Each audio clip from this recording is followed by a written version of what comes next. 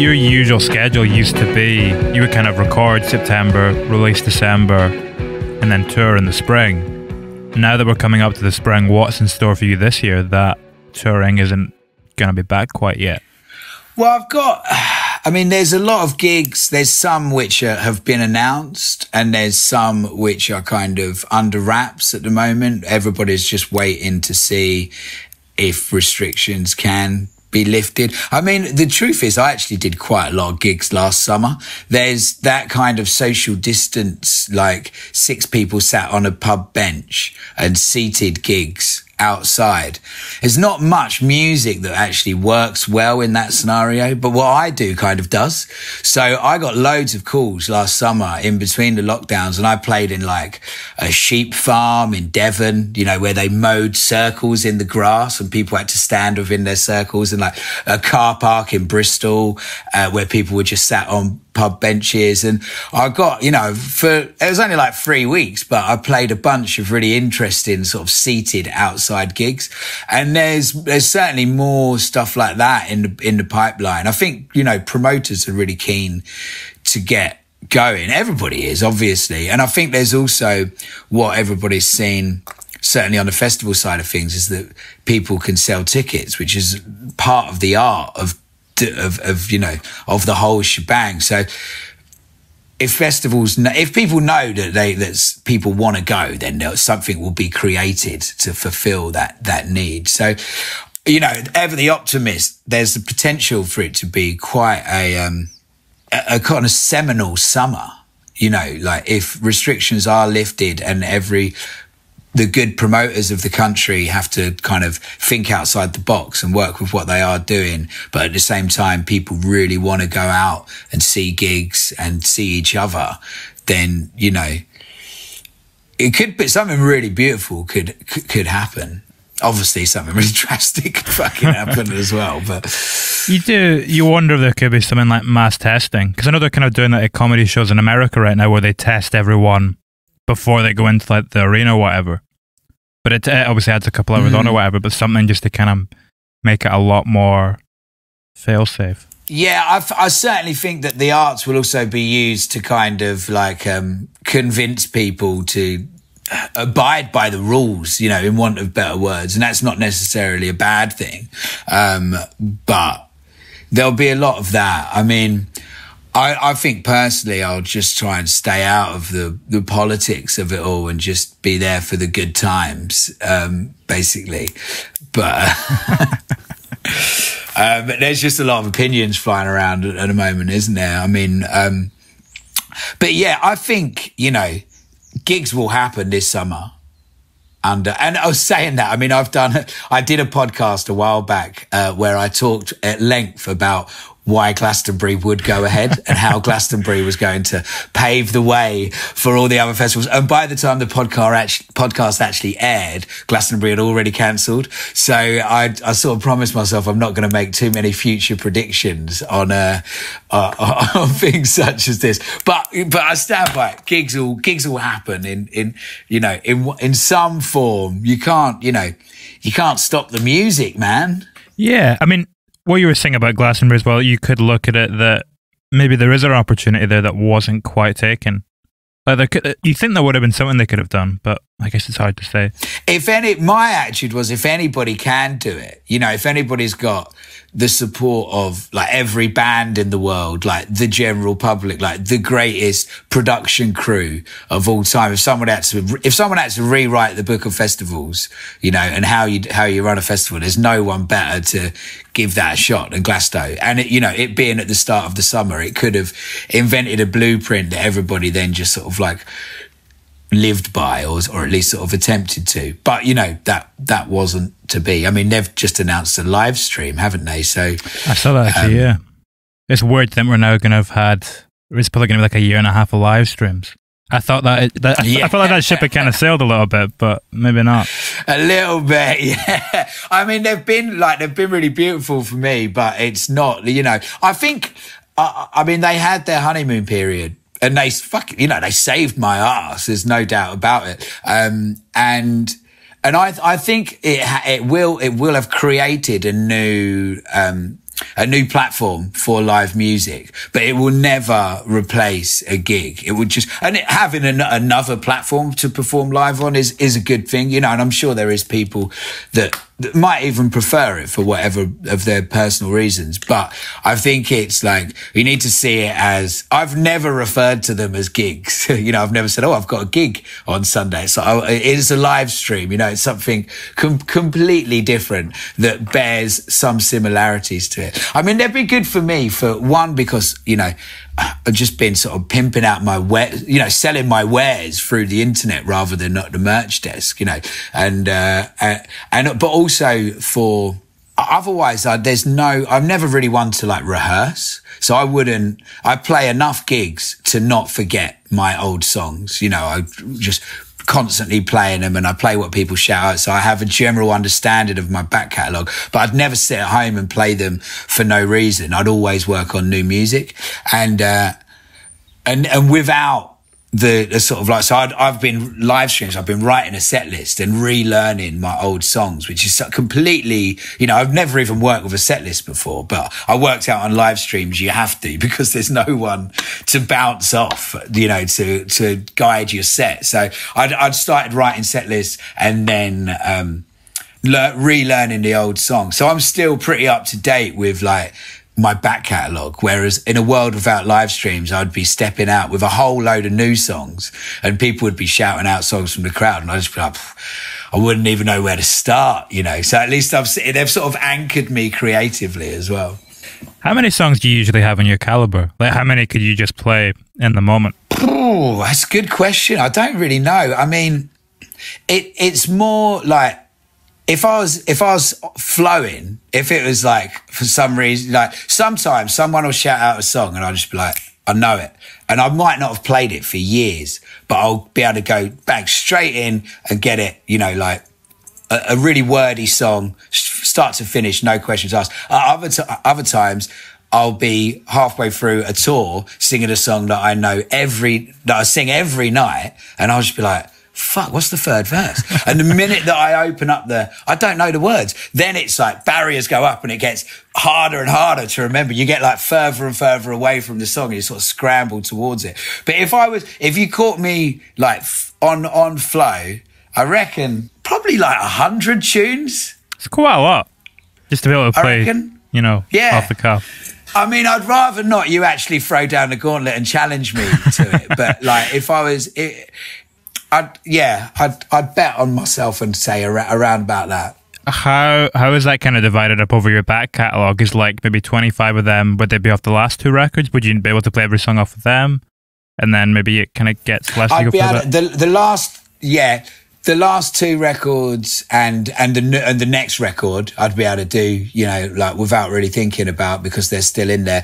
And I find that with past records, like, as much as I don't really have singles, each album has generally like 2 songs which just outlive the rest. And them songs. So, and they were the ones like, I think every gig that I play is pretty equal scattering of music from, you know, like the 13 albums basically. And that's generally, you know, I'm a big fan of playing what people want to hear at gigs, you know, like, and I know that, you know, you can tell the songs that people like the most. And so I just generally keep them in the set.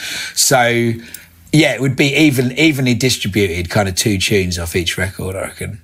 At what point do you identify the songs from a record that are kind of going to live on in the set?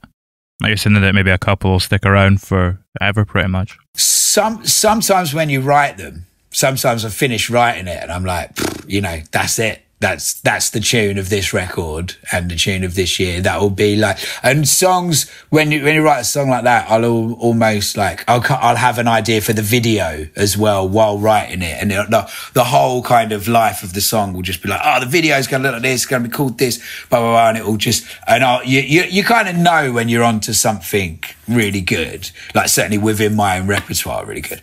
And then others are a real surprise. And some it becomes clear in the studio when you're recording it in a studio, you sort of think that a song that was perhaps more of a sort of album track, sort of not necessarily going to be a live favorite, and you record it and it comes to life. I mean, there's the minute you start interacting the song with other people always breathes new life into it anyway. So, there's an aspect of that. And sometimes, you know, like, again, throwaway. Sometimes I think songs are quite throwaway, and then you can tell when you play live, it just connects, you know. And I'll always be like, is there any songs that anybody wants to hear? So that's a dead giveaway when people start shouting back at you. Is it weird then that you haven't had that part of the process yet for the last 2 records? Like, normally you would have started to get inklings of that now, I imagine. Definitely, certainly in the writing process. Like, there's a great John Prine interview where he explains that a song isn't really a song until you've played it to someone else, you know. And the minute that you've played a song to someone else, it finalizes the writing process, and it also, for the first time, you view it as it kind of through someone else's eyes, like, as you can get really lost in the writing of a song, and there's no, you know, just completely self-absorbed in it, as you should. But the minute then it's like, hey man, whether it, you know, I mean, I'd say, and only be in the nicest way possible, my wife doesn't really count for this, neither does my 3-year-old, because they hear all this shit all the time. So I'm like, hey, new song, like, they get it half finished. But in any other,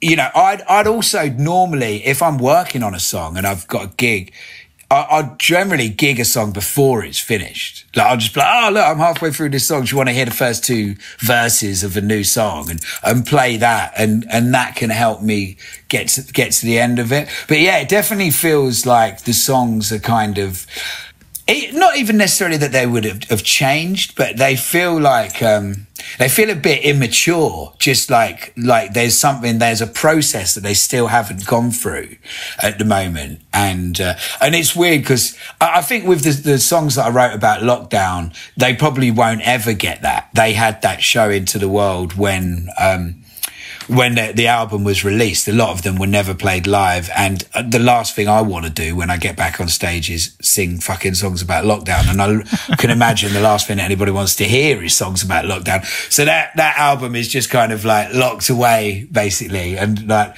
them songs never got past that immaturity. But the songs I'm working on now, I can't wait I'll have to, you know, not just get on stage and be like, hey, I've got loads of new songs, like, just fire them out. So play the songs that people want as well. But yeah, it hasn't stopped me from writing, but I've missed having that process. Do you not think it's kind of fitting that the lockdown songs won't make it into a live setting? Like, they're kind of chained to the environment that they were born from. Yeah. Yeah, definitely. And because when I was recording them just onto my phone while I'd sort of write them, and like the Strange Days, for example, you know, I was writing and recording it in between coughing, you know. I still don't know whether we had it, but it felt like it. Like, my daughter and wife were both in bed upstairs with high temperatures, and I was like downstairs frantically writing this song and like recorded it in the moment. And a lot of the songs were recorded the night that I wrote them.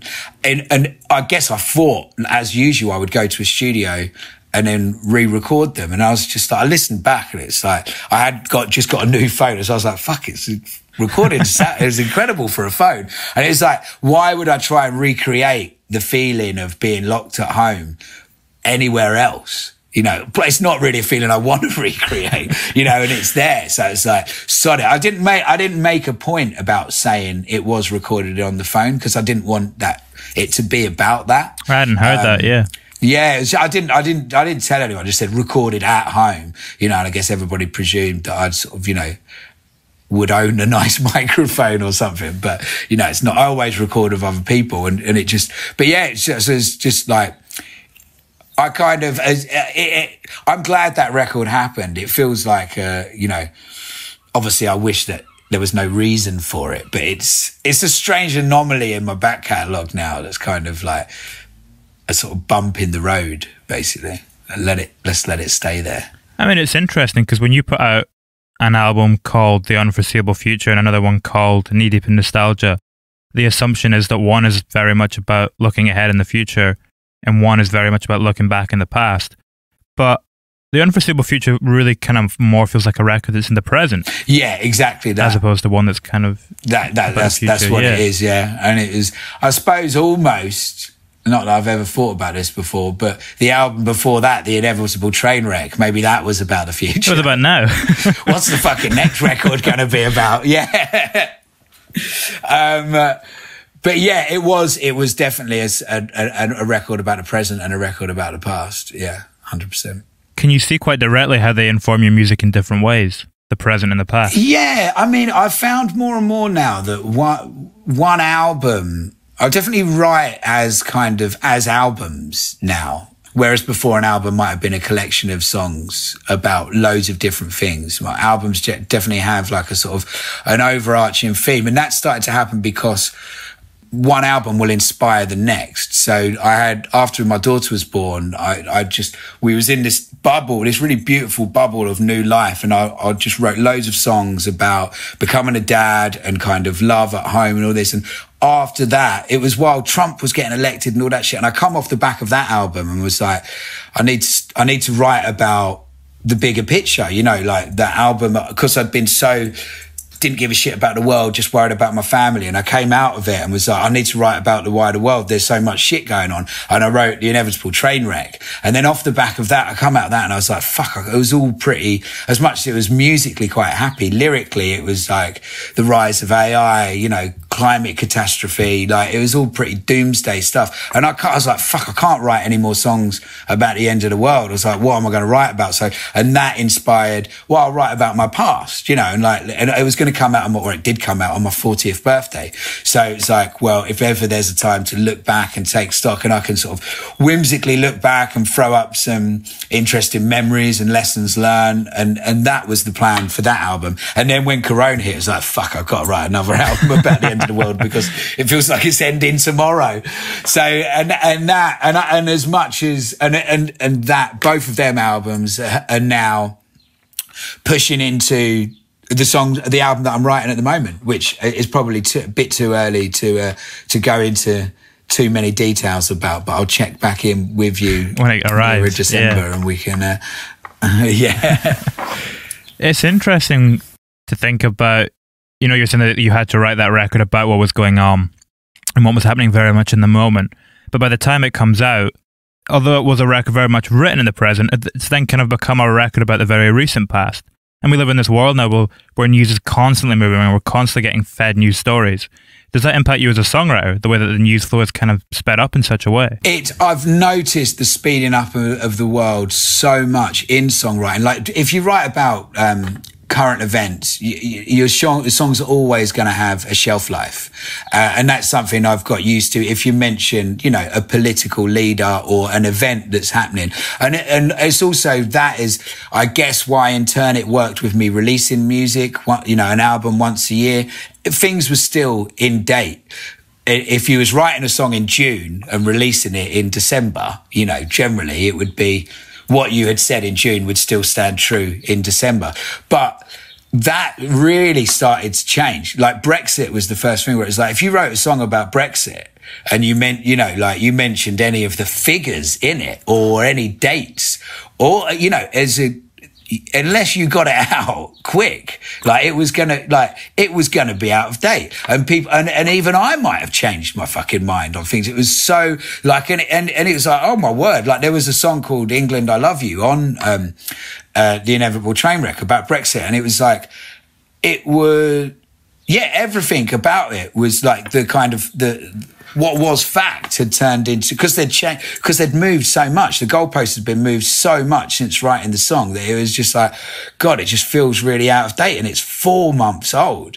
And then with Corona, even more. That was why when I wrote Strange Days, I've sort of felt this thing in me. I was like, make a video for it tomorrow and release it the next day. And it was true, because the song was about, you know, toilet roll shortages, which was massive for a minute, you know, and then it was like everybody realized that the supermarkets are still fucking fully stocked. There's other things to worry about, you know, and it was like, it's really felt that, you know, yeah, the world is speeding up is the simplest way to put it, you know, like, and you know, you got to worry about how how much shit people can take, basically, you know, because it's not speeding up in a kind of like, in a good way, is it? You know, it's just like, I think it's fucking with people's heads, to be honest. Yeah, you can't keep up.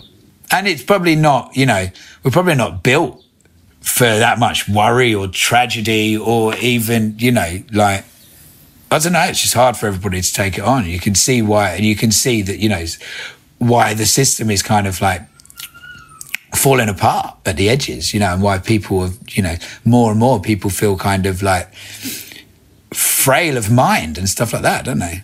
Yeah, I think it's as well, it's like Yuval Noah Harari speaks about in one of his books that the human brain is only supposed to see 150 like unique faces within its lifetime.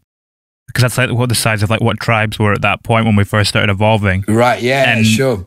Now you probably see that in a day. And everyone's got an opinion about something else that's sort of like flooding, dropping down as well. It's, I mean, but there's no clear answer to it because it's not, you know, like, we can't move backwards. Just got to keep pushing forwards. I think, you know, yeah, I mean, we've got to move forwards, but, you know, like, yeah, I mean, I love Yuval Noah Harari and Adam Curtis as well, who's been like, you know, and that's the thing is there isn't any new ideas on the horizon, you know, there's no like, there's not a lot to believe in, which is, you know, which doesn't help either. But I, you know, at the same time, I believe in humanity. We'll find a way. Yeah, there's always, even if these records are kind of looking at some tricky issues, there's always a sense of optimism about your music. Yeah, I mean, and the worst thing you want to do is be like, hey, I'm okay, so fuck everybody else. But, you know, my year throughout the pandemic, you know, I'm still happy. I don't know, you know, like my family's, you know, safe and warm and healthy, and we've just kind of got on with it. And I suppose if there's any, you know, like, certainly for this, I keep stopping myself because I'm trying to talk about the new songs that I'm writing.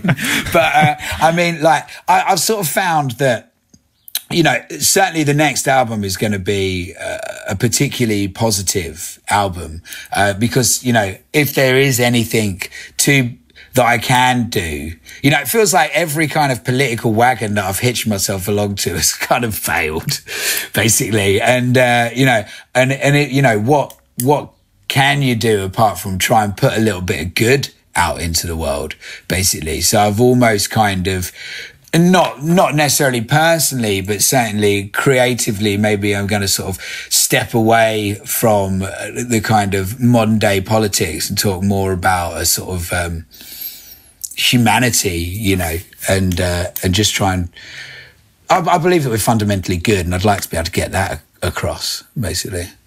You're saying you want to step away from kind of talking about modern politics in quite a direct way. At the same time, I do think my favourite line on the last two records is he owes the NHS his life, his tongue in cheek. He also owes them 353 million quid a week. Fucking right, yeah. Well, I mean, and it's strange because as much as I say these things, and then there's certain subjects where the songs just write themselves, you know. So I'm sure that I think if I do a record that has that isn't touching on the modern day, there'll still be some other songs that perhaps come along at the same time that have more of a kind of like, but I think, yeah, I guess maybe that's going to, it's speeding up, you know, if it's like, if the album, I'm going to play on an album, then that needs to be about a more sort of like wide ranging theme. And then, but if I'm going to write a song about the current situation, then you're probably going to it's going to be released in the same week that it's written, you know, just so that it holds relevance. It's like looking back at that line as well, is it easier to find humour like in the very kind of present current day? Like, would it be harder to find humour if you're kind of looking at those it's fucking hilarious, isn't it? I mean, it's kind of like, it's like you've got to laugh or you're going to cry sort of scenario, isn't it? You know, and I've never been one to kind of curl up in a ball and hope for things to go away. And you know, and if you manage to kind of take your sort of self out of it, if you manage to look at it without, it sounds bad, but without the sort of pain and suffering that it's causing, just the kind of idiocy of it all, it's fucking, you know, how we got here is kind of hilarious, you know, like, and the shit that we're doing to ourselves and to each other. It's like, at times there's just, you gotta laugh. Yeah. I mean, do you ever think about how this is kind of going to be looked back upon in the future? Like, because I mean, I guess you've got a lyric in one of your songs that I really like. The person with the pen always has an agenda in terms of the person who writes history. Sure. Yeah. Do you wonder how we're kind of going to look back on this time and how it's going to be written into history? Well, I mean, it's so heavily documented. I mean, I don't know who the quote's from, but it's like, never as a generation documented itself doing so little. Where it's like, you know, it's easy to think that people will, you know, like kids, almost like the next generation will be like, won't want tattoos, you know, and will just hate fucking social media. Like, surely they've got to, it just feels like we're, you know, I don't know what it'd be like getting raised with someone taking your photo every 2 minutes, but it doesn't stop me taking, a bunch of photos with my kid.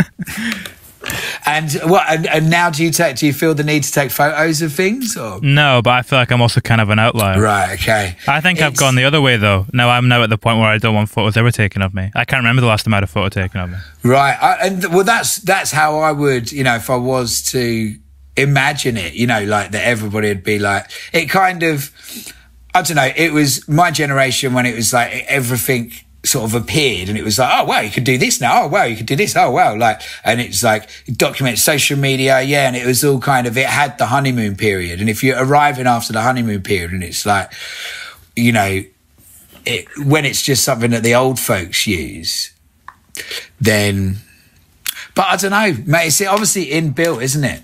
You know, obviously social media is moving with the times, and when you go out, you just see people documenting themselves and, you know, and the sunset, that more than you see them looking at the sunset. I guess I would have liked to have think that the next generation come along and just be like, just fucking, you know, put your phones down, you know, and step away from the machine.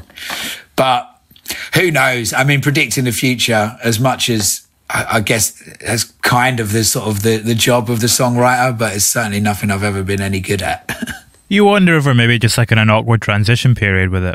Like actually having to kind of interact with a physical thing. I wonder if we'll look back in like 50 years. I think that's such a clunky way of doing it when we've all got a chip in our head or whatever.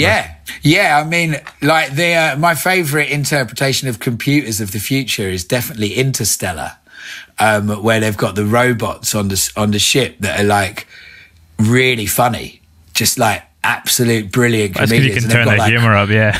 Yeah, exactly. It's got, what's your humour setting up? But it's like, you know, funnier than any of your mates. And you've got like, and the idea of sort of having this sort of, yeah, a sort of robot that is completely practical, can do all your shit for you, but is also like really hilarious. So maybe there's something like that. Maybe it's time the computers got funny. I feel like they'd be a little terrifying as well. Yeah, it's hard not to get all Black Mirror about it, basically, isn't it? It's like if you look at something and try and predict how it's going to impact on the future, it's hard to imagine that, you know, it's hard to imagine drones delivering food, but easy to imagine drones fucking bombing the shit out of everybody, you know, which is a shame. Yeah, it's maybe a reflection of the time we live in as well, though. Because we live in such a weird period and we're so confused as to how we got to such a dark place, we kind of look ahead in a very grim way. And we don't seem to ever accept that at some point it's probably going to get all right again. Like it ebbs and flows. Yeah, fucking, mate, I'll drink to that. Yeah, that's, you know, I hope so. And it might just be that. Maybe it is, you know, like I said, just because we're taking on too much more information than we can handle and worrying about things that are out of sync. I mean, there is, you know, one of the new songs I've got is called "Not Everybody Thinks We're Doomed," and that is, I've been reading like Rutger Bregman as well, and he's like, you know, humans, you know, like we've almost tricked ourselves into thinking that humans are horrible, you know, when actually, you know, they're nice. Some people have had a tough break and, you know, like, but fundamentally, you know, history will tell you that if humans have a nice environment they will thrive and get on with each other. And collaboration is why we're here, not the wars. Yeah, I mean, that's why we've kind of excelled past all the other animals, is because we're at a point where we're able to interact with each other in kind of a compassionate way. There's no other species that can do that on the planet. Exactly. Yeah. Yeah. I mean, it'd probably take an event to do it. And it was, it'd be lovely if people came out of the pandemic and realised that the problems that the world faces are global issues and that we need kind of to work together as the world, and that, realised our importance of our connection with nature for our mental well-being and, general health overall, and, and how important science is and stuff like that. And we come out of the pandemic as a kind of a braver and more compassionate species. That would be lovely, but that's what I want to happen. But whether that will happen might just be vaccine wars. Did you ever think that at the start, when it all kicked off, did you feel like this could be the thing to kind of bring us together? 100%, yeah. Yeah, I was like, this is, the world has always, everybody knew that changes needed to happen, in order to stop, to stop climate catastrophe, basically. And it was like, and I think a lot of things on it, when it was like, if you tell people you can't fly to Australia because it's going to kill the world in 50 years' time, everyone's like, oh yeah, but the plane's going anyway, I might as well just get on it. And then if it's like, you can't go to Australia because you'll die, and everyone goes, oh, I don't need to go to Australia, no problem, I'll just wait here, we'll work it out, And once people get that mirror shown to themselves a little bit, it's like, you didn't need to go, you just fucking wanted to, and that's different. And I think there's a lot of it exposed, the pandemic definitely exposed strengths and weaknesses on equal measure, and we've got to learn from it.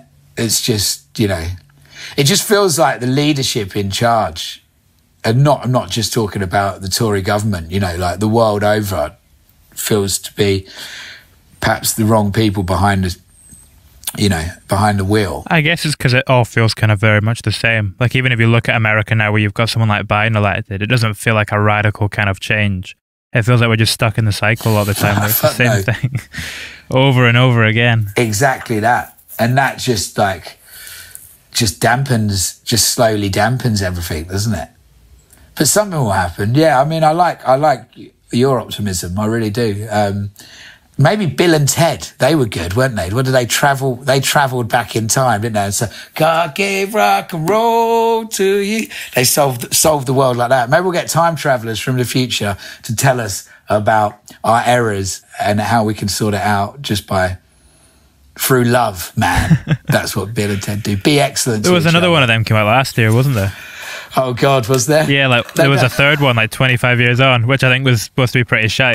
I can imagine it was, yeah. Although I bet the guy whichever the one that's not Keanu Reeves, Alex Winter, must have been happy. Yeah. It's probably the first film he's done since Bill and Ted, isn't it? Where Keanu went off to have to be Keanu Reeves. But yeah, maybe they'll come back, not in a kind of rehash movie, but in an actual to save the world. Because it also had George Carlin in it, didn't it? Yeah. It also had George Carlin in Bill and Ted's Excellent Adventure, which at the time I didn't know who he was, and now it's like, I think when I first started, watching his stuff, I was like, hey, that the guy from Bill and Ted, and you find out that he's, the genius that he is. That what we were speaking about a few moments ago, where at the start you kind of felt like this could be the thing to bring us all together. Is that where the optimism in the kind of first few songs in the album comes from? And the songs that you were kind of dropping at the start of lockdown and stuff? Yeah, and because I think when I'm writing a song, I can't see the point of putting out a song without optimism in it. I think when I'm writing a song, I'm searching for optimism within myself, and optimism and hope, I guess. And I've certainly got some songs in the past that don't have that sense of hope or a kind of a nice, a sort of happy ending as such. And they're pretty brutal songs, they're brutal to write and then record, and they're brutal to, if you finish a song and it's like, and then everybody dies, it's like, whoa, it's not helping. basically. It's not doing any good. So I learned quite early on that it needs to, you know, same reason that all movies have a happy ending, I guess. You know, it's, if I do question what I do, it's about putting good into the world. So yeah, there was that optimism. Again, I was listening to a lot of, Yuval Noah Harari, like podcasts and stuff. He was a great kind of, sort of thinker for the early pandemic, I found. And he was like, a lot of the stuff was really optimistic, where it was like, you know, like if you level it up against all past pandemics, like we're doing amazingly. You know, these have happened loads of times before, but we've never found out what it was so quickly. And I think what he said about religions was fascinating, where it was the first time ever in human history that the churches, basically, that religion listened to science. Like in the past, if the doctor said don't congregate in a church, the priest would have said, "What are you talking about? Come, everybody come!" You know. But all religious institutions the world over closed because the doctors and science said so, and that's never happened before, and that's a massive victory for science, basically. It's a kind of biblical thing, like when you think about it, the idea of a plague kind of sweeping the land. Yeah, and it's also weird because it's sort of like there's kind of nothing to do, you know, like you sort of picture, you know, a biblical plague sweeping the land, and you know, like, and and I know that people are obviously working in hospitals and, you know, and running goods around and whatnot, but also a lot of people are literally sat at home, and that was, I think that my initial worry, I had optimism for you know, humanity. My initial worry was like, I think a lot of the problems in the world before the pandemic were people spending too much time on the internet, you know, and be that sort of polarization of people or mental health issues and all that stuff is basically just too much time online. And I was like, imagine the whole world now is going to go on, you know, and just sit online day after day without having, you know, interaction with other people. And it started off, it was really like, the internet became really nice for a while, didn't it? And it was like, you know, 3 weeks, people making cakes, and there was a sort of, yeah. We got 3 weeks of niceness, and then it, yeah. and then it started, and I think now we are starting to see that, you know, the polarization and the sort of hyper opinions, and people sort of, it feels like it makes you just less and less inclined to listen to people who don't agree with everything you say, which is probably a bad thing. But we're talking about good things, aren't we?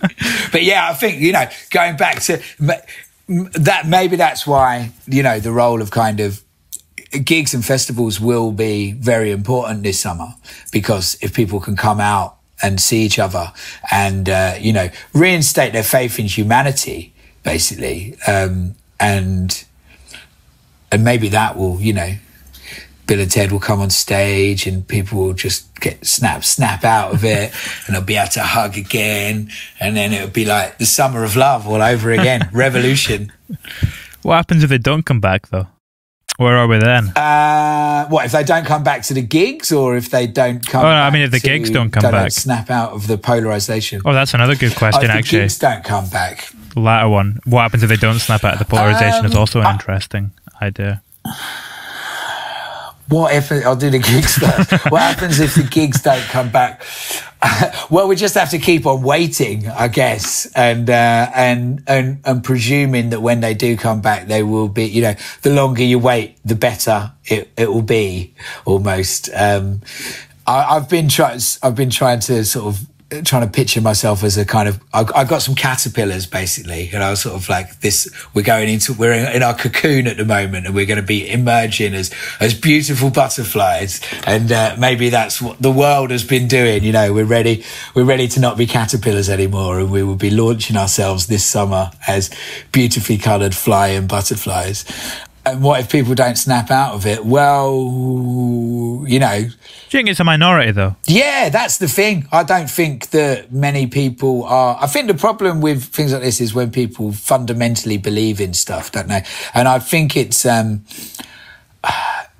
probably like, you know, it's a few wankers probably that are leading the way and making it look like a lot of people are either mean or angry or disagreeable, and it's a case of like, yeah, getting like you said, teething problems for this, what is effectively kind of, new technology might just level out a little bit, and people will just like, I think people also need to not take it so seriously might be one of the kind of, some help here. Or themselves so seriously. Didn't we start off by saying we wasn't going to talk about coronavirus? I was going to turn. It's been stuck on it. We did a good job. It's interesting. I heard someone actually, what was in there about it being a minority? I was speaking to someone the other day, and they had this really good kind of positive message where if you ever feel like everything's getting too much, just go outside, and the sky's still there, the trees are still there, everything's kind of still in the same place. It's not actually falling apart. Of course, yeah. Every day you survive, you get a free sunset. It's like, I think the connection to nature is one thing that has become, a thing that we took for granted, but has become abundantly kind of clear during lockdown, is just how important that is. And hopefully when we come out of it, we could be hugging trees. That's what we should be doing. Do you find that living by the sea? Is this the first time you've kind of lived by the sea? Yeah. It's where my wife's from. And I feel like, yes, so lucky, and having that on a daily basis, that kind of, the body of water. I feel more kind of like, I've always been kind of into trees, and like I've always spent as much time outside as I can. But for the first time, I feel like I know where the moon comes up from, and stuff like that. I feel way more, and that has lent to, that has helped with my inner peace. Yeah, for sure. For some reason, standing by yourself next to a body of water, it just feels comfortable. And I think there's also, I've been reading Nick Hayes, the Book of Trespass, which is about property law, and he goes into a lot about the importance of nature and how we've been in England, not in Scotland actually, but how we've been sort of locked out of all of the giant estates. And certainly with that in mind, I think there's something about it's that common ground where you can talk to people quite evenly. Like I found with my daughter, she has a big thing about talking to strangers. I think it's lockdown as well, and I also think it's lockdown, but I think it's because everywhere she goes, where I take her, whether I take her to the woods or to the beach, it is a kind of common ground. And people will talk, like if I take her to B&Q, for example, she doesn't really talk to strangers. But if you take her to the beach or the park, the kind of promenade in front of the beach, she does. And she's a good barometer for kind of, how humans interact, because she hasn't had all the bullshit yet.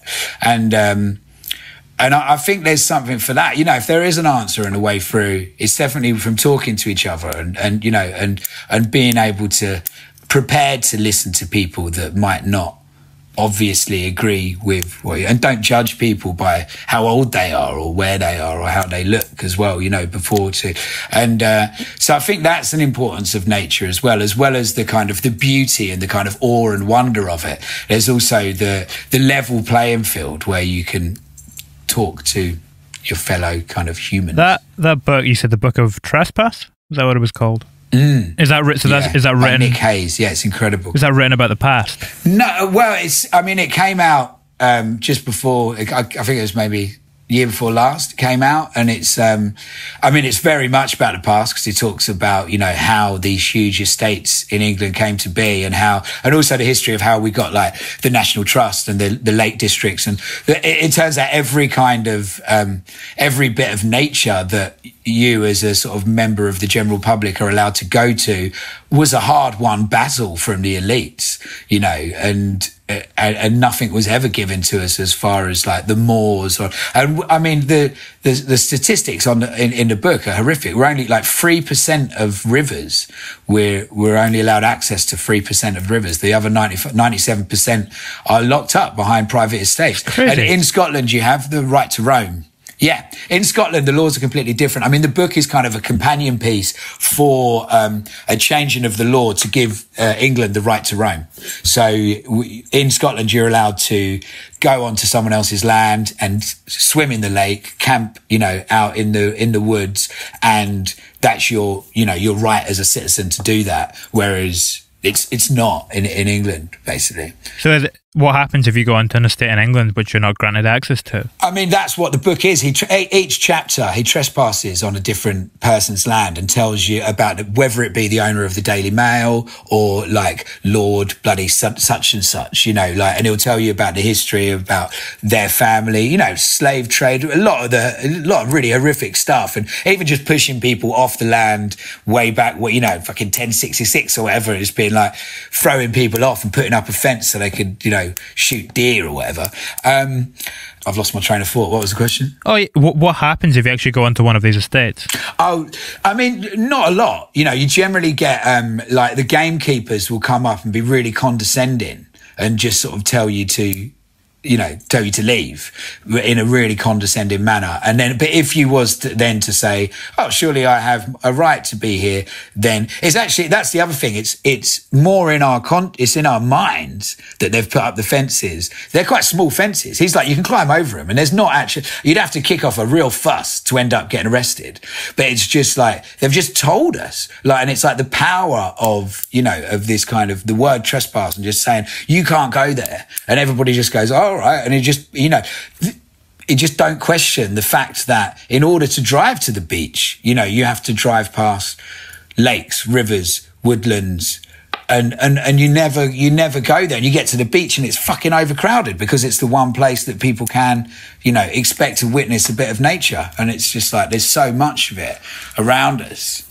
And that was, Nick Hayes was one of the amazing sort of voices of reason that I found during the pandemic, where it was like he had an idea about how to help, you know, like pulling up land rights and land ownership, and, you know, and working out what is fair is a brilliant way of deconstructing the establishment, and at the same time of us improving our, you know, our mental health and equality, institutional racism, you know, and also like environmental stuff. Like he says a lot about if you've never witnessed the beauty of a woodland and learned, you'd never drop your rubbish in a woodland because you could see how horrific a thing it would be to leave rubbish behind. But if you're only used to corporate arenas where someone gets paid minimum wage to clear up after your plastic beer cups, and that's how you that turns into your mentality. So then people go onto a field and they drop the litter behind, and it's used against them. It's like, this is why we can't let everybody into the countryside, because they'll drop litter. But it's like, no, it's deeper than that, you know, like, and you're basically taking away what is, you know, people's human right is to be able to, sleep underneath the stars and swim in lakes and stuff. Like, that goes to a lot as to why we feel so disconnected from each other. So yeah, it's a fantastic book, and certainly, you know, looking for answers and hope in this, you know, in this strange year, it's been incredible. And I've got a lot of songs about it as well. Do you find yourself spending time in nature every day? Yeah. I mean, I jog most mornings, you know, and when I was in London, I'd jog up the canal and now, you know, up the beach. And certainly, you know, and then with my daughter as well, like even in London, there's like Wick Woodlands, which I think I thought was an ancient woodlands, but I think it was planted in like the 90s or something. But an amazing small kind of condensed woodland next to the canal up by Stratford. And I we'd go there at any available opportunity. And I think my sort of love for sort of nature and the outdoors actually came secondary to, I learned it through partying, basically. I learned that I loved being in woodlands from going to raves outside, you know, and partying outside, and just being like, I'd go to a club and I wouldn't get it. You know, I didn't want to dance in a club. I'd go outside to a rave and I'd be like, this, you know, something inside me clicks. Like, and the same with festivals, you know, and I found from doing festivals, I'd be so used to staying out for whole weekends that, like, if the festival finished, we'd just go to a campsite nearby, or, you know, just go somewhere and sleep in the van nearby and just stay out and about. And rather than it being like being taught how to, you know, the importance of the countryside and what it has to offer, and then falling into festivals. Festivals took me outside, and then from that I was like, oh well, you know, like, oh, this is fucking beautiful, you know, like we should come back here when there's not a festival on, and started doing stuff like that. And that was like my way in, you know, from growing up in the suburbs of Essex. It's like that door should be easier to find than that. Do you ever write when you're in those spaces? In my head. I mean, I wouldn't pull out my guitar, but I'd be like, yeah, definitely. Like, and certainly when I'm running, you know, if I've got a song that's kind of, you know, if the body of a song is there and it needs the sort of fine tuning, then that stuff will happen. Running, in the shower, walking along. I mean, my daughter, she's like, stop singing. Like, so I'm just walking through, just singing while we're on a walk. And she's like constantly telling me to shut up. Like, stop singing, Dad. I'm like, I'm sorry. So yeah, I mean, I'm kind of writing all the time in that aspect, but I wouldn't like park up under a tree and get my guitar and sort of like, sing it right in for the trees. But at the same time, yeah. At what point, it's interesting you say you might have like the body of a song or something. At what point do you kind of identify a piece of writing as like a bridge or a chorus or a verse? At what point does it kind of start to take that shape and that structure? As it's written. I mean, my favourite songs of mine and the best songs are the ones that can sometimes, you know, they almost take as the length of the song to write. You know, if you just sort of like in the mood, it's just like, whoa, and it's like, whoa, I've got it, you know, and it's like, and then you go, and that's going to be the chorus. And it's like, whoa, like, and then that's it. And you're like, whoa. And you know, you like, as much as it won't be the same as that, you'll know that you've got enough, you know, from just that one blast. And they're not all like that. But certainly when it does come like that, it's just like, and then you like, I mean, I now started sort of recording little notes, but before it'd be like, almost like, you know, like in films where you got to write someone's number plate down that's just robbed your house. It was like, almost like I'd get to the end of the song and I'd be like fucking scrambling for a pen, just like, whoa, what was it? Like trying to remember the first verse of the song that I'd just written the third verse of, and kind of get it out like that. But yeah, the truth is I don't really, I never really put my songs under the microscope or work on them a huge amount. Once they, certainly not me and the guitar, there's not really much more I can do apart from, you know, come up with a vocal melody and the words and play the same old chords. I can then do a lot more in the studio with other musicians and turn it into something. But the bit of me writing it and the sort of how I would gig it solo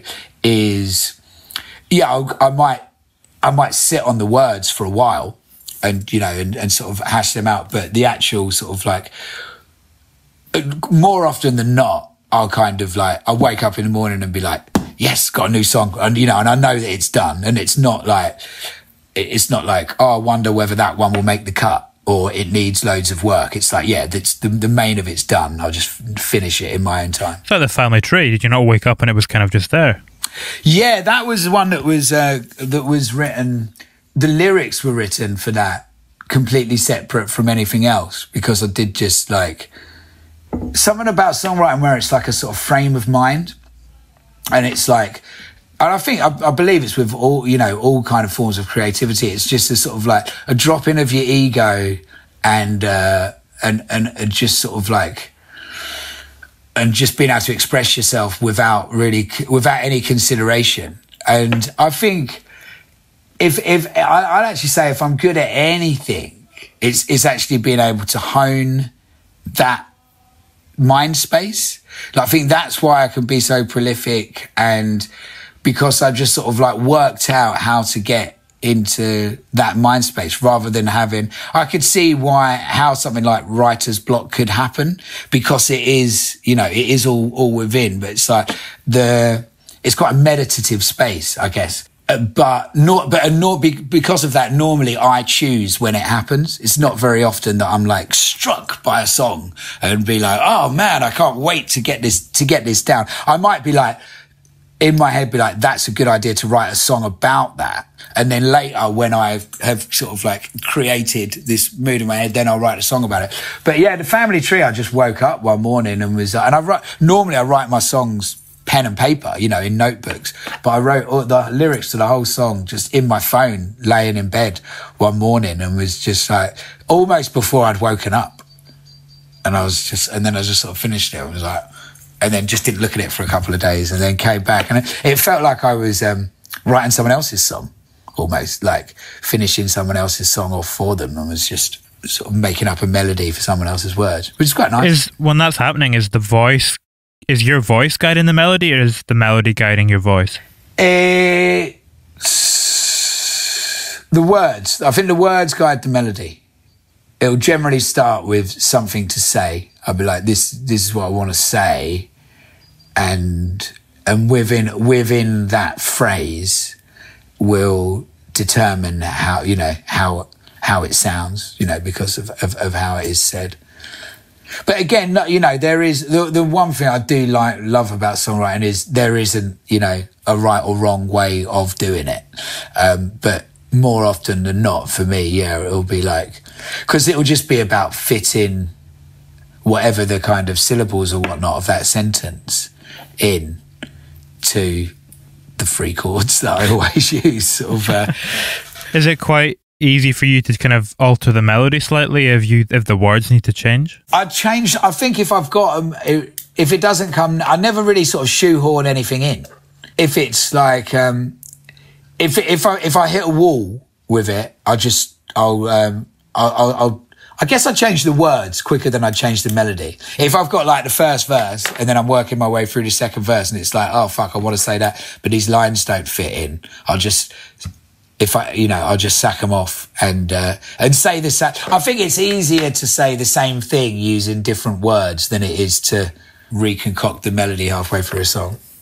But I don't, as much as I enjoy talking about the kind of technique of it. I never think about any of this when I'm doing it. It's just more like, this is going to be a song about this, and these are going to be the words, and it's going to go, and then just sort of like, it is more, the less you think about it, the better a song you're going to get is really. I guess because you're so present in the moment as well with your songs. Like they're so taking place there and then. Yeah. I mean, and I'm certainly not saying this is how it should be done for anybody else. This is just how I've found that it works for me. And it's definitely been if it's not broke, don't fix it. I mean, I have weird, like, actually you can see them on the scene here, but like, I always use the same colour notebooks just because like the first couple, I was like, I just sort of like, it would just feel, it turned into like a weird sort of personal tradition where it's like, I've got a blue notebook and it's like, I've written all these good songs in it. It's like, I'll get another one. And it's like, okay, I wrote that. And it was like, well, don't get a green one, it's like, it might not be the same. So just continue with what works. So it's definitely been, my songwriting sort of, the technique of writing songs really hasn't changed since I started doing it like this. And the first of them, Blue Notebooks, was my Standing on a Chair album. It's more like that. There's a kind of I don't know, it's sort of like a tradition and sort of personal tradition which I stick by, and I'll sort of put more emphasis on that perhaps than I would sort of like, how is the melody gonna fit in with the words? The rest of it I just sort of like just do what I do. That's interesting, like what you're saying there about how the tradition, the word you used about always using the same notebook, kind of writing songs in the same way, something that carries through into your records directly with like the same kind of album cover, same release date, a birthday show. Where do you think that love of tradition is kind of coming from? What's kind of drawing you to that? Why do you enjoy it so much? I think it's just because it's worked. Like there is definitely a world where like I wouldn't be invited onto podcasts and I wouldn't be touring. And I think it's like, fuck, people like this. And I love doing it. So how can I make sure I do it for as long as possible? And it goes back to the if it's not broke, don't fix it kind of mentality. And I think now that I've done it for so long, there's a consistency which I'd like to think that people that like my music, kind of enjoy. you know, with the, I mean, it's almost in the name a little bit as well, isn't it? You know, that sort of, you know what you're going to get sort of vibe. I hadn't thought about that before, but I quite like that. The simplicity of it. Yeah, exactly. And it's, you know, it's sort of simplicity, and it, you know, it's consistent, basically. I mean, I think I've been, you know, more consistent than most with my songwriting and release structure.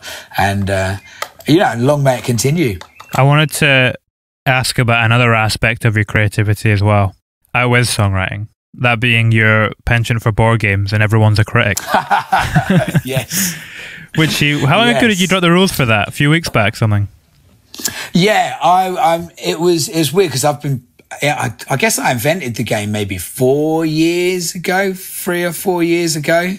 And would play it on, and I loved it. I was so proud of it. Like, I can't even remember how it come about. Actually, I can remember, and it must have been 3 years ago, because when my daughter was born, I was playing her music, and it was like, when she was in the hospital, I was like, what can be the first song that she ever listens to? It was like, I felt this sort of like huge pressure. It's like, she's never heard music. What the hell am I going to play? I had like my mini rig at the hospital, and it was like, you know, I'm not one to sort of stumble in my DJ choices, if you know what I mean. I just like slam something on, but I was like, right, okay. So I played the Beatles in the hospital. I was like, we'll just listen to the Beatles and Bob Dylan. And we listened to that in the hospital. And then like, we got home and it was like a new pressure. I was like, so I decided I'm going to work through the alphabet, playing her a different act each, you know, from let's say like, and every day I played her a different act from a different letter of the alphabet, and started, and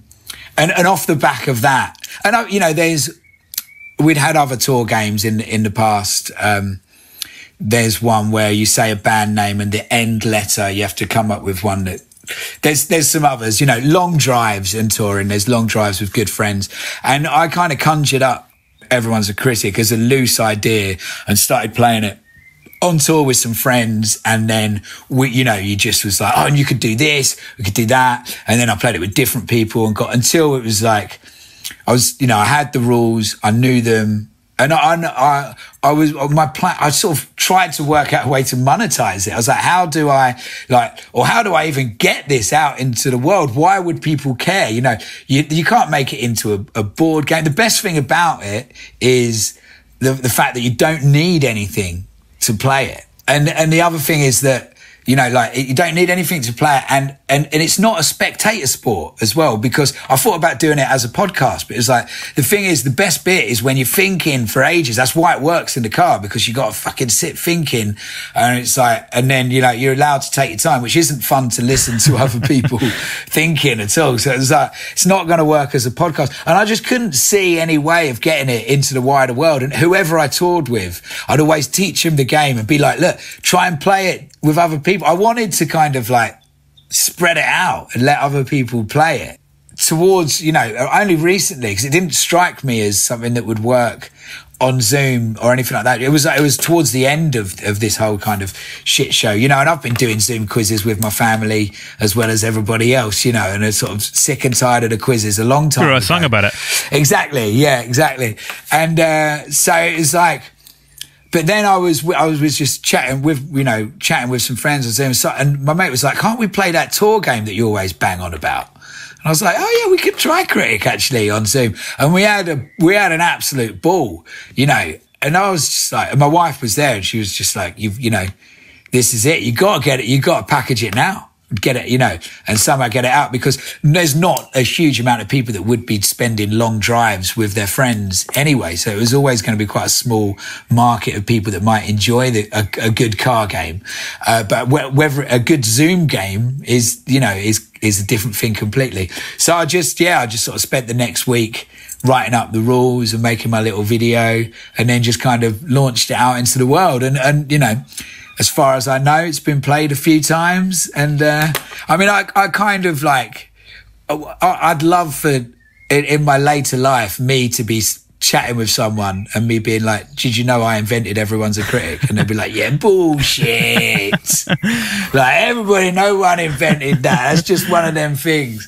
I'll be like, well, mate, I did. I fucking invented that shit. But whether it'll get that far, I don't know. But that's my dream for that game. Is for it just to become like, you know, common knowledge. Everybody knows the rules and everybody just, oh, should we play cricket? Yeah. I Spy. Yeah, like I Spy. Imagine that. Imagine meeting someone that was like me. I invented I Spy. And I'd be like, bullshit.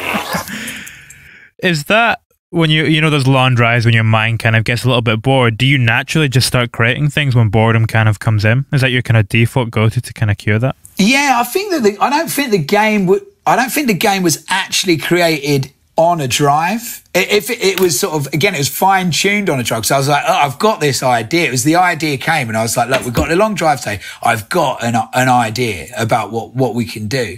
I actually did one tour, with a chap that one of the guys on the tour was kind of in recovery from a stroke. And he'd come on the tour, he was opening up and every night he'd relearn his songs. Basically, during his stroke, he'd forgotten all of his songs. And he'd been invited on the tour because he was a good friend of the chap I was touring with, but as part of a kind of recovery process for him, because he needed to remember his songs and he'd relearn his songs. And we played cricket daily and he was a massive music nerd and it was, you know, he said himself, it was really great for his recovery as well, because it is using a part of your brain, you know. It's like, rather than just idly thinking. I mean, it's so weird. I've played it hundreds of times and I can still, you know, like get lost and be like, P. And it's like, when I said things scramble away from you, like forgetting the lyrics to a song. If you like, I can't for the life of me think of a band that begins with P. And the longer you wait, the harder it gets. And everyone, you know, I've seen people wait half hour before having their go for, and it's like, and when you got a 4-hour drive, that's, you know, that can only be a good thing. So yeah, I'm really proud of it. And, I hope that people do play it and do enjoy it.